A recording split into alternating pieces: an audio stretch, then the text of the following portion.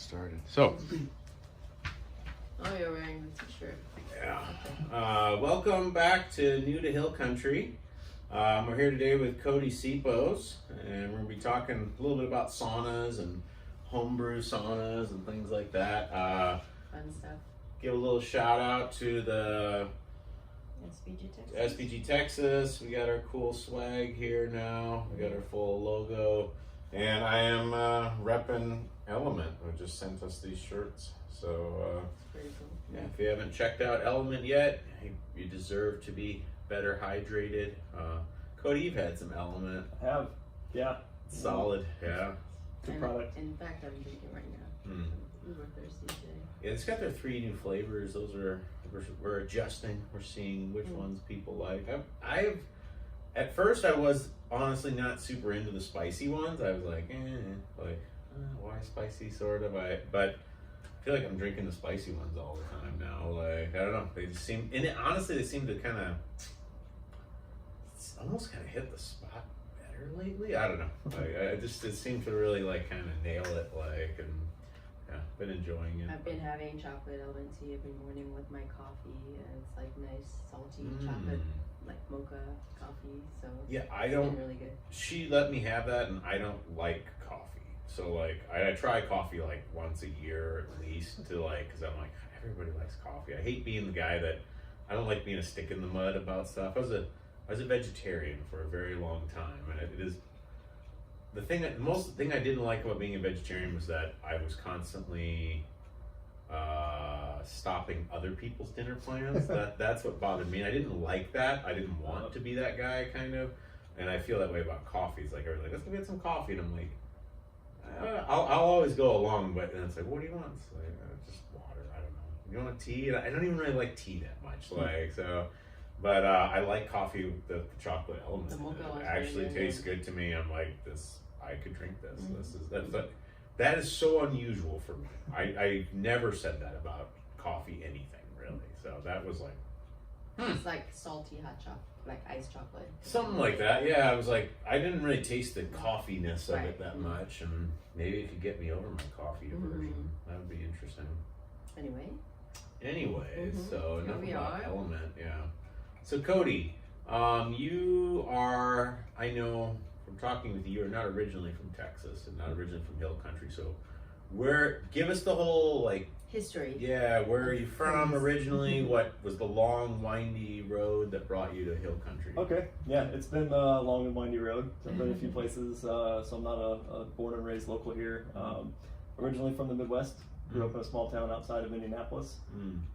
Close enough to the city where it was a suburb, you could be in the city pretty quick, and go a couple miles the other way and you're in the middle of cornfields. So Nice. kind of nice spot there to grow up, good small town, real quiet. So I bet you spent a lot of time in cornfields, right? I always, Probably there was a job, the first job you could get as a kid was detasseling corn, which is a Midwestern thing where you go out there and apparently it's horrible work, and I always wanted to make some money and thought that'd be really cool, and just never got around to it, but that was always one of those first jobs, detassel corn. I don't know if I've ever, like, I'm from Iowa, I don't know if I've ever walked into a cornfield. Like, I can't even remember once, or maybe when we're out hunting or something, you maybe go around the perimeter, but you never go through it, sort of, like, I don't know. Yeah, never got around to it. Corn everywhere, but like, it's like, yeah. So sorry, yeah, you were... Yeah, so born and raised there, went to school there. In high school, I actually went to a boarding school in northern Indiana. It was a military boarding school, and that'll probably lead into kind of some other stuff later, but... so that's why you're totally messed up. That's a good part of it, yes. Fair enough. Met a lot of great people, very worldly school there. It's called Oh, Culver cool. Military Academy. Old history there, really cool place. For a small town Indiana guy, I met people, I think they had 40 countries maybe at the time, something like that. Awesome. That's awesome. In a very small rural Indiana school. Sure. Really neat experience. So from there, went to an all-male college in Indiana. So just a few miles west of where I grew up. I didn't even know they Is made there those such a thing? anymore. Yeah. Like, There are not very many. I mean, I've kind of heard of some all female colleges, but again, also it's like, I didn't know that they could still exist even. Yeah. Like, Yep. It's one of the few holdouts. I don't know how many there are left, but there's not too many around. But that was a unique experience as well. Why is that though? Why did you make that choice? Well, it was close to home. I see. They offered some scholarships, so I was able to go, you know, on a little bit of academic scholarship and some other stuff. So it was just kind of Happens to you, a good compromise. So, wow, don't let me. Yeah. This is fascinating. So, like, sorry. So when you're because I'm like now I'm trying to square this with my college years, kind of like I'm trying to imagine it devoid of women, which it might have been more peaceful. Like I feel like we were constantly ready to like murder each other over girls and stuff like that. Like, but yeah. So it's a really unique. The campus is small. I think it was maybe between 800 and 1,200 guys there.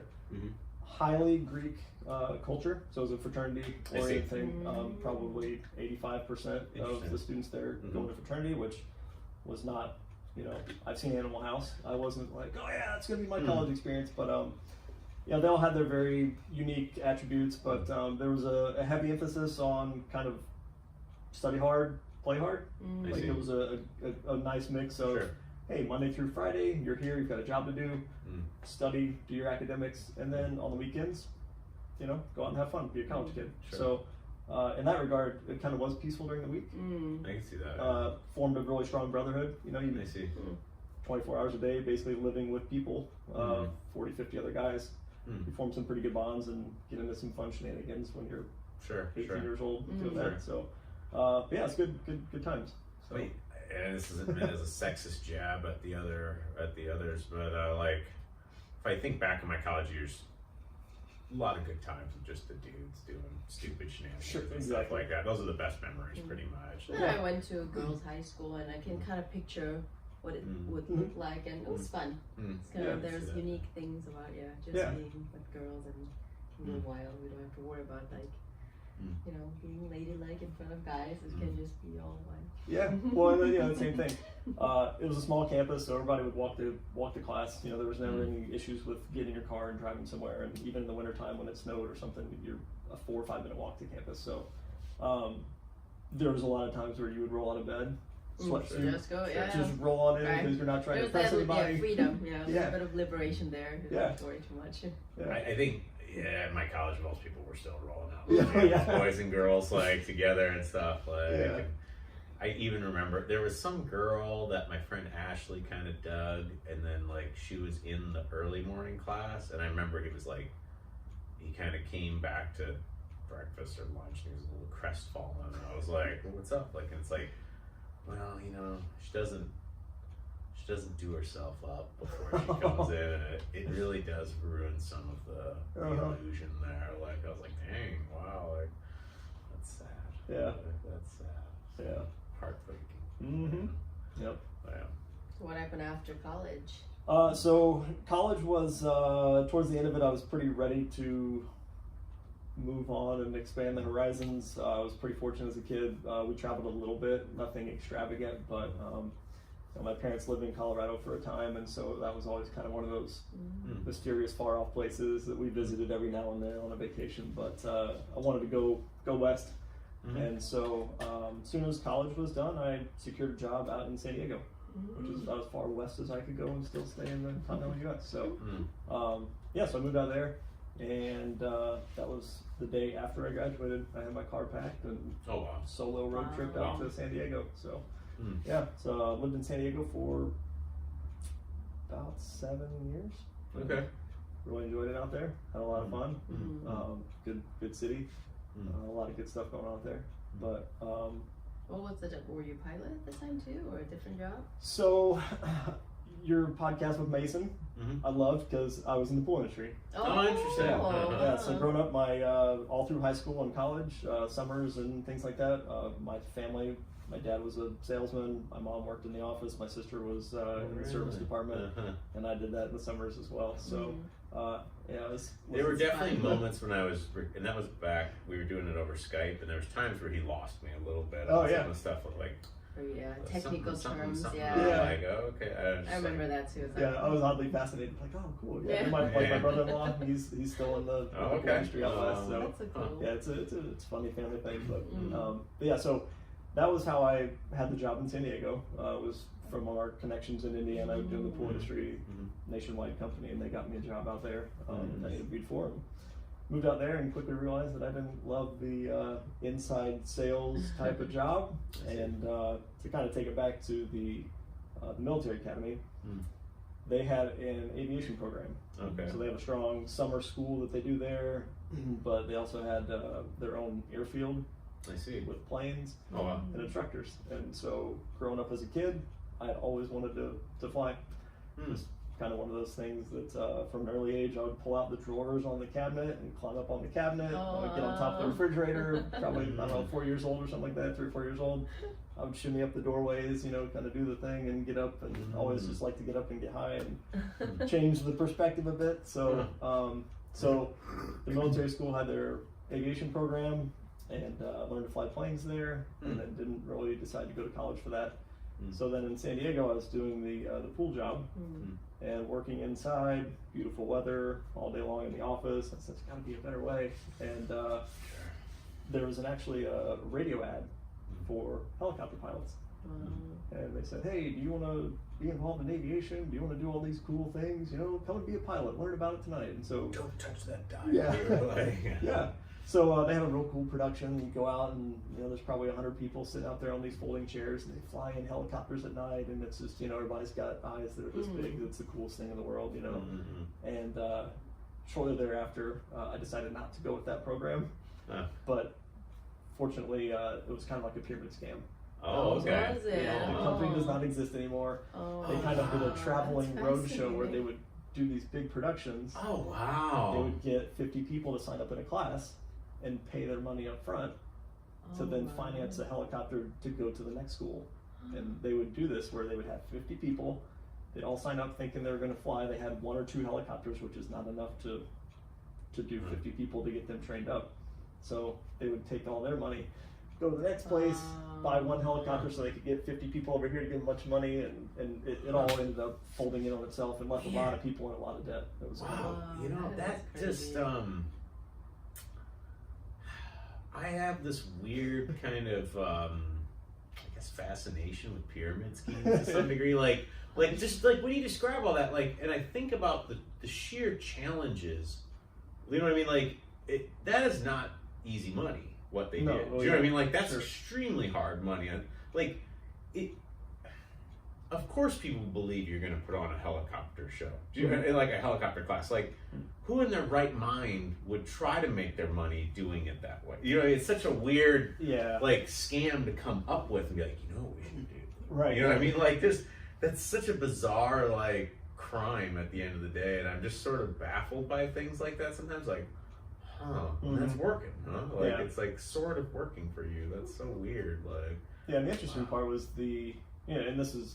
I'm not a business person in the traditional sense or anything, but you know, the guy had bought the helicopters under one company, was leasing them to the other company. That was it was this whole kind of everything was like a shell game. But for that much know-how, you would think he should be able to make plenty of legitimate money. You know, like this kind of like, hey, franchise a McDonald's or something. Right. You know, you've clearly got tremendous management skills here. Like so. Yeah. So. Fortunately, didn't go with that program and get left high and dry. Good job. You know, so pretty much any airport that you go around to, small county airports or things like that, they have somebody with an airplane or a helicopter and their instructor's rating, and they'll teach.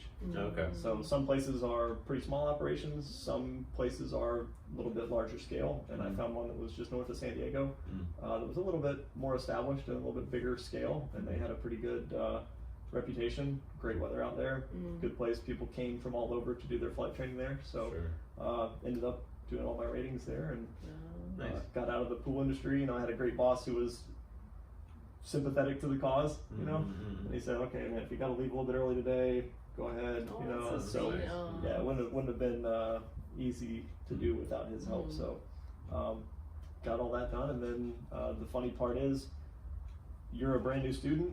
You go through all these hour requirements, a certain amount of hours you have to fly, and then you take a test, and you get a certificate and a rating. And then as soon as you're done with that, you become the instructor. Oh, wow. So the typical progression is that you put in your time there, and the whole time is kind of like an interview. And when you finish up, then the owner of the school, if they like you and you're a good pilot, they'll say, hey, yeah, it's kind of a rolling thing there, because once the instructors gain so much experience, they move on to other stuff. So there's a constant turnover. And so I was fortunate enough that once I finished up, I was able to get a job there and do the flight instruction for a while. That had to feel awkward though the first day. Like, yeah. It's, you know, especially when you look at the stuff that you're doing, and you're like, wow, somebody trusts me with this $400,000 machine to go out and teach this person who doesn't know me but thinks I know what I'm doing. And yeah, there's definitely, you know, it's a constant learning curve. I mean, it's how long have you been teaching? We're going on 1 minute and 30 seconds right now. So you know, a testament to the school. They did a great job training all of us, and then, you know, great safety record and everybody. You know, for the potentials of danger there and flight instruction in general, it's actually quite safe. Surprisingly, not a lot of accidents really. That knowing what we know could happen. So. How long did you teach there as an instructor? So I was there for about 1.5 years. Okay. 1.5 years there, still living in San Diego, and then the next progression on from there, in the helicopter world, you typically go and fly tours, like in Las Vegas or some other places, Alaska. You go into like an EMS job potentially, where you fly the air ambulance, or oil and gas offshore. And at the time, none of the other ones were hiring. When I finished up with my 1,000 hours was the mark that we had to get at that time. Nobody else was hiring but offshore oil and gas, which was the last thing on my list of places I wanted to go or things I wanted to do. But they were hiring, and so 2008 I got started down in the Gulf of Mexico, flying out South Louisiana, doing offshore oil and gas, which was an eye-opening experience. And that's what brought you into this area, basically. Like, eventually, yep. So having the opportunity to work down there, I didn't live there initially because the operations offshore oil and gas, it's 365 days a year. So per regulations, you can't fly 365 days a year, and you can't really work Monday through Friday because they need stuff on the weekends as far as transportation goes. So in that regard, they break up our schedules to where we work 2 weeks on and 2 weeks off. It's a pretty standard schedule there. So that allows you the opportunity to live wherever you want, provided you show up to work on time. I see. Some folks live Seattle, California, New York. You know, folks live all over the place, because a lot of times, like I did my flight instruction in San Diego. Well, if you have a house and kids and you know, family over there, you still have the opportunity to come to work, make a living, and then go back home and have your time off. So you just fly out every time, basically. Yeah. I just think it's so it strikes me as very costly, but yeah, it can be. Certainly, you know, you're looking, then you have to have a second car that you leave there and park for the 2 weeks that you're gone, and plane tickets, and you know, your time and travel comes in your time off. So out of your 14 days, you may spend 2 of them traveling. So yeah, pros and cons. But you also don't have to uproot your family and move to South Louisiana. Which for some people is kind of a deal breaker. So I can understand that. Yeah. I don't mean anything against South Louisiana. Yeah. It just, not everybody wants to live there. Sure. Yeah. So why did you choose this area? So eventually, lived, so kind of to keep going on the storyline there, moved to Denver in 2010. Met my wife. She lived in Denver. I lived in San Diego, and went ahead and just moved out there because it was easier for me to move than for her to move. And then I took a job with the same company in an international assignment that was over in Nigeria. So I spent about 3 years working in Nigeria. Oh wow! With your wife? No, so that was an on and off schedule as well. So that was a 28 days on, 28 days off, since the flight was longer. Go do 28 days over there and come back. So that was an eye-opening experience. It was an interesting lifestyle, I would say. Yeah. For a month and then off for a month. When you're in Nigeria, are you, I guess, how am I trying to put this, as someone just who's been an expat, and are you in Nigeria or are you in the oil field? Like, it's kind of, you know what I mean? Like, it's like, I know a lot of military guys, like I was in Korea or something, and it's like, But they were in the but base. they were in the base, and they didn't get that much off the base, kind of like, and and I was more of the latter. The job that I was working was assigned to Chevron, and Chevron at the location we were at, they had a compound that looked kind of like prison. It had dual razor wire, concertina wire on the outside. They had an airstrip the airplane flying out of. We'd fly out in helicopters. Had group housing, stuff like that. So, chow hall, all the stuff on base. Bowling? Any bowling? No bowling. There wasn't bowling. No. I see. No. When I did my military, I taught. I did a teaching internship in Braunfels, Germany, with the military, and I was very close to going to the Azores actually instead. In retrospect, I don't know what would have been better. I think I wanted to see more of Europe, and I think I had a great time for what I did. But like, one of my professors was like, Azores, just like, you got to go to the Azores. Like, no one goes to the Azores. But I remember talking to people on the phone, and they were like, well, it's let you know, there's not a whole lot to do around here. We do have a bowling alley, though. Oh, nice. And that was it. That was like the only thing they could list as something to do. Yeah. I mean, in retrospect, there weren't. It was a different time where you couldn't just. Now you can Google Azores and see a million pictures and be like, wow. But at the time, it wasn't as dialed in. So I was looking at it, I was like, it looks all right. It didn't look like paradise, kind of, or something. So maybe that's where I missed out. Yeah. Did they have bowling? No.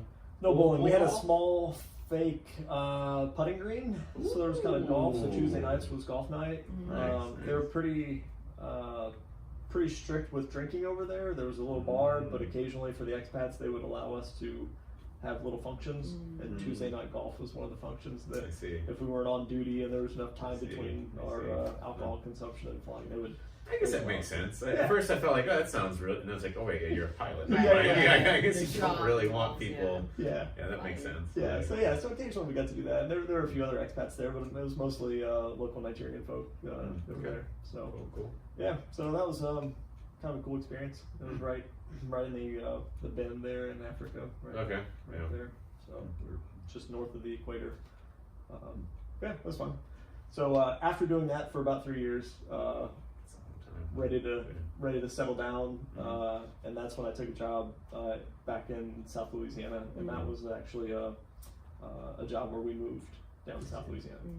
So moved there, did 5 years down there, and then to bring us back up to speed, about 2 years ago, moved back over this direction. I have a 5-year-old boy who was getting ready to get into school, and that wasn't the area where we wanted to make a permanent get him into the school system there, all that kind of stuff. So yeah. So you moved mostly for Archer? Yeah, mostly. Yep. I mean, kids were a big factor in our decision to move too.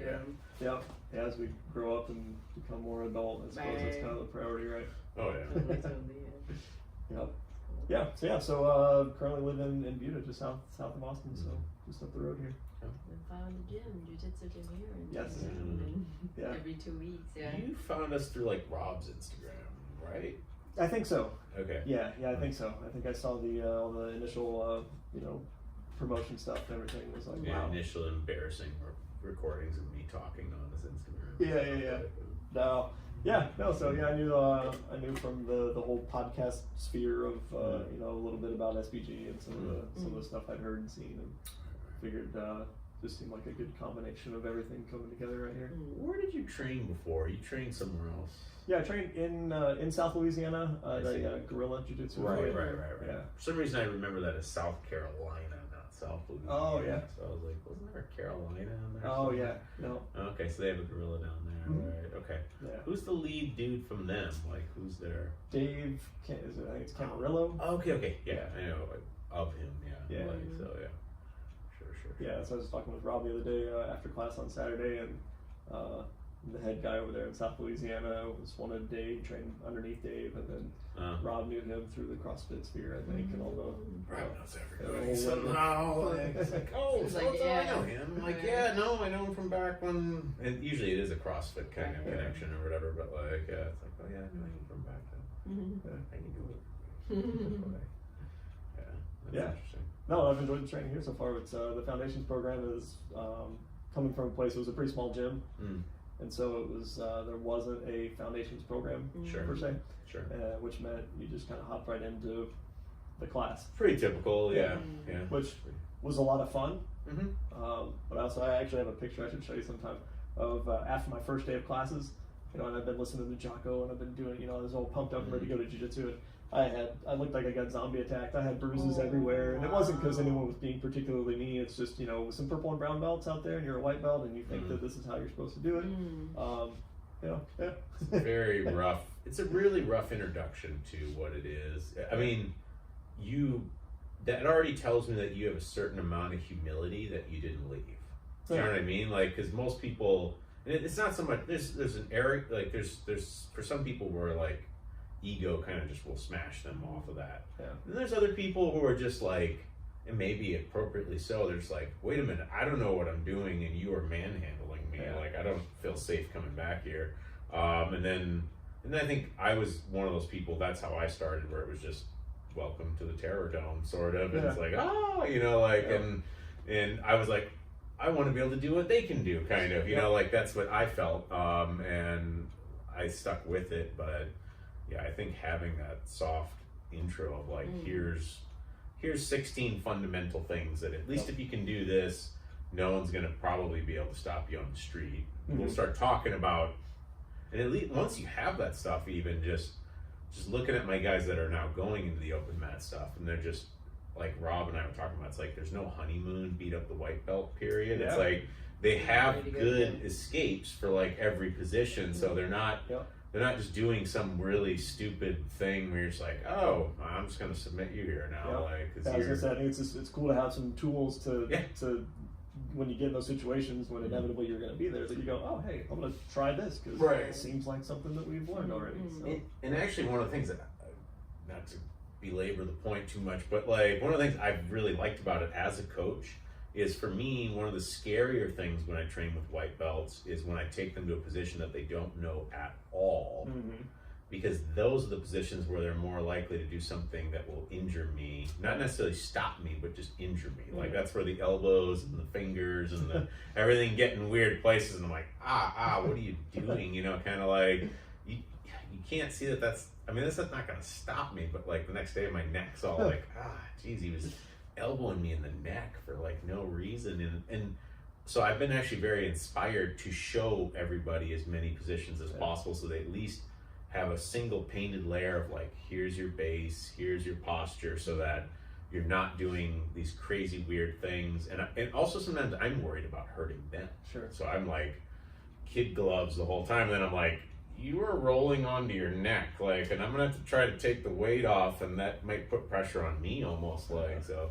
I've actually been super happy to like show them kind of proper things, so and then they don't muscle as much, and they don't like go as crazy too, so it all kind of works out in the end really well. But it's and also, I think as we're doing open mat now in cap class, just it's fun to really see those fundamental things that you learn come together. Sure. Whereas like, if I was just thrown into just like, okay, spar with him, it's like, what would I do? And what's the fun? Like, just like scrambling and being on the bottom. Whereas like, oh, I'm supposed to do this, and then try it out, and then sometimes it works, sometimes it doesn't. But that's where the fun is in my training. Sure. It's good curriculum, good program. Well, enough about us. More about you. So, like, what you and I got talking a while back, and that's why we have this unit here. I talked about a sauna thing I had purchased online, and how much of an impact that had made for me. And then you just were like, I think I can make that. So like, just talk me through your side of it. I know my side of it at least, but like. Well, I kind of mentioned before, I try to listen to as many podcasts as I can, especially driving back and forth to work. You know, I get a 5-hour drive plus some other time, you know, that I can listen to podcasts. So I try to keep up on a lot of the health and wellness stuff, and I don't go too crazy on it, but definitely try to look for some of the low-hanging fruit. Sure. And one of the biggest things that I've heard repeatedly in many different places is sauna use, and all the Rhonda Patrick studies and all the things you hear. Rhonda Patrick was the one that really put me over on the sauna stuff. But and it seemed like some low-hanging fruit, and then when you mentioned it, you know, all the things kind of started coming together, and then I saw kind of what you were working with and said, I've got 2 weeks off. might try to do a little R&D and see if I can figure out how to do something like that. And this is what I've come up with. Still kind of a work in progress, but the fit and finish will improve as I get some ideas going. But as far as when you turn on the switch, the lights come on and it gets hot. Functionality works. Yeah. So after hearing your testimonial about it, I wanted to give it a shot, and I've been using it pretty much daily. Occasionally I'll use it twice a day when I have the opportunity. It's a great way to start the morning, and then a great way to finish up the day. And it's funny how it kind of, in the morning it gets you going and you feel great for the rest of the day, and then the evening it winds you down and go to sleep great. So that's been my standout experience with this, and sorry, I should describe it for people that are just listening. I had found out about this type of unit on the Healthy Rebellion with Rob Wolf's Healthy Rebellion. Someone had talked about this thing, this kind of cheap unit where you're basically just screwing in the red heat lamps that you could find at any Lowe's, Home Depot, or whatever.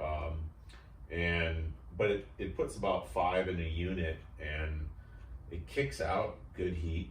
I think what's my red light? There is a red light effect as well.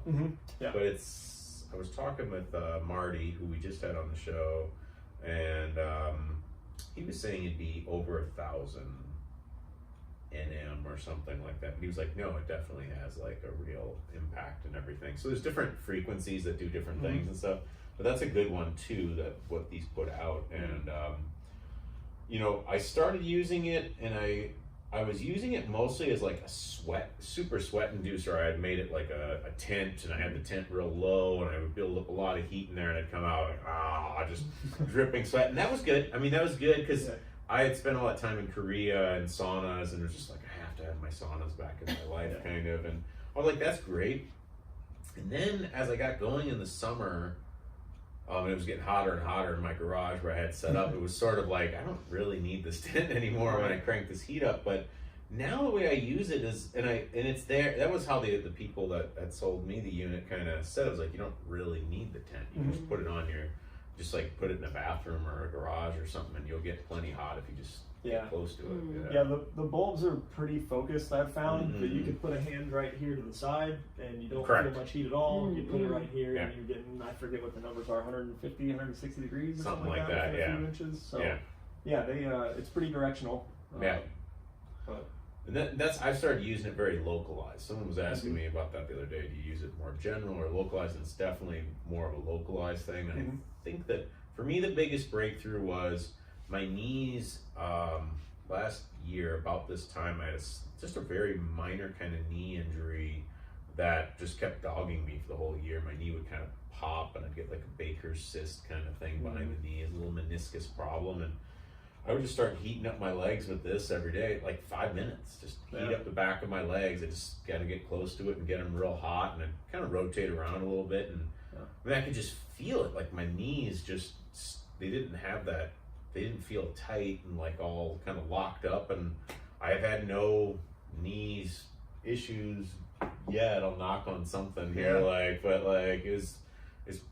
it's been miraculous, kind of. Nothing short of miraculous in terms of like, and then just general recovery, 20 hours plus of jiu-jitsu and stuff, or I think I'm like 26 hours a week or something. I need that extra juice for recovery. Sleep, just regular sleep is not enough. I need a little more, and this is giving it to me for sure. But, my anecdotal story, back in December, I was on a work assignment in New Jersey, and I was in a hotel room, and it was all snowy and icy and cold outside, so I just thought it'd be a good time to start doing a bunch more push-ups and pull-ups. And in the process, strained kind of both forearms, got like some tennis elbow stuff going on, and never had that before, and it was pretty crippling to a point. It's like I go to reach for a water bottle and couldn't pick it up without a lot of pain, which doesn't really get you anywhere toward your health goals, because about anything you need to do involves gripping a barbell or a kettlebell or whatever. So I've been using this, and it's pretty much gone. Haven't changed anything else. I was trying to do some massaging with lacrosse balls and things like that, and it didn't really seem to fix anything. This has been the variable that I've changed and added it into my regime, and it's. I mean, don't know if that's exactly what's caused but that's the only thing I've changed. So right, and like in total, this thing is like I'd say maybe a $300 investment, right? Yeah. Like, and just I know people that put in saunas, like full scale saunas, and I totally am jealous, but like, it's usually what $1,000. I think is about as cheap as you could potentially go. Yeah. Next up from there, usually when I ask people, it's like 2, 3, or 4 or something like that, and like, you know, if you've got the money to spend and you've got the space, that's cool. I get it, but like, for the price and the space, the impact of this sucker is for real. Like I feel like I'm getting a better sauna effect off of this than I did in Korea, where I was going into saunas, like full built saunas and everything. You know, like I don't know what it is. I'll let somebody else deal with the science on it. I'll call Rhonda, you know, but like it's crazy. I'm like I was getting a good impact from saunas and hot. When you go to Korea in the bathhouse, there's, you know, like 3 or 4 different hot baths. There's a cold dip. There's, you know, like a couple different, you know, sauna type hot rooms, even maybe a wet sauna, maybe a dry sauna, maybe an infrared sauna. But I don't know, I still feel like I'm getting a better impact off of this, and it's weird. And then you mentioned, like, you know, it's good to spend a lot of money to get a good one, but because it's expensive, you tend to think maybe next year. Yeah. It's like this one, you can just buy it now, and you can actually do it now. And probably because we have it in the garage, you do it every single day without, you know, break, and that's probably what's been working. I'm sure, just being able to just do it on command and not like have to, even in Korea, it was still like I'd be gone for an hour and a half or something, you know, like so try to catch it on my way home from work and like get in, and then it's like, oh, I gotta pick up the kids, you know, like kind of, it was tricky, you know, it was better, you know, more complete facilities and stuff. What I'm really stoked to see is John Frankel's the person. I always liked the hot tubs in Korea. He's the one that got me on the saunas and introduced me to Rhonda Patrick. And I'm really excited for when John comes here in October to see his take on this and what he thinks, because it is really crude by comparison. Absolutely. You know, like it's it's absolutely crude, but it's like, man, this is really getting the job done. Like, this is not nothing. You know, like I don't know why I can't imagine wanting to invest unless we just hit the lottery or something. You know, like, and we just suddenly we're just millionaires. Fine, I'll invest in whatever. But like. I don't feel much of a pull to want to invest in more. Like it gets it done. So well, I mean, kind of the things that you both mentioned was exactly what I was thinking of when I whipped it out, because I said I don't have a room in my house, and I don't have the $1,000 to $5,000 to spend on that, you know. And they have them at some of the local gyms and things, but we're in September of COVID, and most people are working from home, and the gyms are shut down to a certain degree, and so to have something for a very minimal investment that's going to give you as good or 90% probably. I mean, it's. I want to get as many of the guys in the gym on this, like, and one of the things that's awkward for me is like you're making it, I'm selling it, and I don't. And I told you this when we talked about this. I was like, look, we're not gonna like retire off of this thing or whatever. Like, I don't think this is gonna be my day job. No, right, yeah. But it's like, but you know, you should make something for what you're doing, and like, but at the same time, it's just like I want to get the sauna club going at the gym. We're like, because I'm already seeing it where just like we're training super safe and slow, but it's like, you know, we take extra care and all that, but still. You know, they still get hurt or they just get tired. You know, they just sore. Like some of our dudes just work all day. You know, they work all day and on their feet with their hands. Then they come in and do another hour or two of jiu-jitsu, and it's like, eventually the body's just like, hey, I need a break. And it's like, this unit like really kind of keeps you going. Like, and I don't know. Almost feels like expedite the recovery, that you wouldn't need like many hours of sleep to recover, whereas like this one just like with 10 minutes. Yeah, and I'm no expert, but you know, Rob and Nikki just did their podcast on that. They were talking about, you know, it's got even a cardiovascular effect, that it's getting the blood flowing, it's getting things moving. You know, it's it's such a low-hanging fruit. I'm pretty according to someone, I haven't listened to it, but according to his most recent podcast, I think he gave a shout out to me about this. He did, yeah. So like, and said like, well, I don't know, but he says he's getting that or whatever. Like, I was a little surprised somebody told me that, and I was like, I'm always raving about it, like, because. Yeah. I mean, when you look at people go and spend whatever $100 for a massage or something like that. Oh my God, this the return on investment on this is so much greater than that. Like, it's like. And then like I think for me it's been working really well when I have like muscle cramp, like neck like getting really stiff, and then usually Mike's been good, is really good about massaging it and all that, but just this really loosens up that muscle tension and stiffness, and because like if you leave it without really doing anything, it gets really worse and worse, and so it's been really working well for me on that front. I pretty much just I do the whole body, but I really am pretty big on just blasting my legs twice a day. Just I've just found over the years doing jiu-jitsu that at a certain point, my despite my best efforts, it's like my legs just start tightening up after a certain amount of overtraining or something like that. And it's impossible as a coach not to overtrain. Like I wouldn't put these kinds of hours into jiu-jitsu if I wasn't the head coach or whatever. I love it always, but like. There's definitely like, I don't know who, I think it was Hodger Gracie who was like, for me, like, if I just do like, I just want to do like an hour of jiu-jitsu a day. Just like, I'm not trying to do like 20 hours a day or something like that. I just, road to injury basically. He's like, I just get in a good hour, real focused, and then just move on kind of like, and I probably want more than him, but like, but still, also, I'm not talking about high intensity training either for that amount of time. Competition camp. No, thank you. Like, unless you're close to competing, I feel like, and that's like, within a month of that, it makes sense. But everything outside of that is not really. You're not training for longevity, so this has been pretty awesome. You were kind of working on a red light unit. Did that ever come to fruition, or was it trickier? That's probably going to be a winter project. Okay, fair enough. Yeah, this is kind of going to be the focus here coming into fall, and then winter time will probably be a little bit. It's a little. It's shrunken down. It's kind of what I'm looking at, kind of like maybe a handheld type of focused device that's going to be a little bit.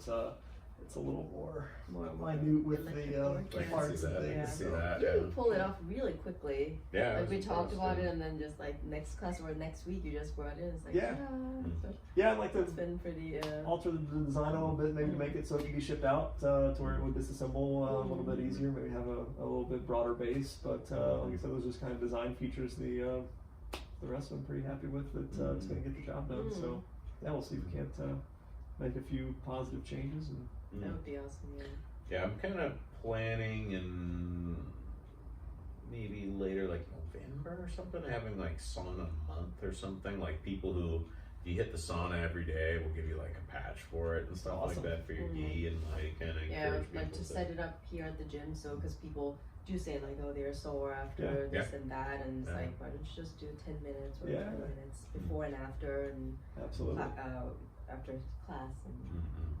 Yeah, we'll set it up in the gym here so people can kind of get to know it. Like once you've felt it, I think it really. I haven't really met anybody who's like does sauna and say they didn't like it. Yeah, you know what I mean. Like once you do it. That's what that. Yeah, I was surprised at how quickly you get hooked. Right. You're raving about it. I don't know. I feel better. Everything feels great. Right. When I got my first one made, I go, wow. This is day 2. I feel better. I feel hooked. I can't wait to keep doing this. What I've been finding now that like I thought I was doing sauna a lot in Korea, and it was really only 2 or 3 times a week tops. Like, and that was good weeks. There's probably weeks where it was once or none, maybe. Right.